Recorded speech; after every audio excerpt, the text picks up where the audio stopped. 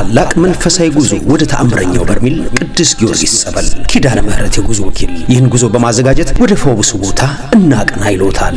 የመነሻ ቀን ጥር 15 2018 ዓ.ም፣ የመመለሻ ቀን ጥር 26 2018 ዓ.ም። ከ2010 እስከ 2018 ዓ.ም ሲሰራ የነበረው ህንጻ ቤተክርስቲያንም ጥር 17 እና 18 ስለሚመረቅ በዕለቱ ቦታው ላይ ብፁዕ አቡነ መቃርዮስ የምዕራብ ካናዳ ሀገረ ስብከት ሊቀ ጳጳስና የቅዱስ ሲኖዶስ አባል ይገኛሉ። እርሶም በክብረ በዓሉ ላይ ይካፈሉ።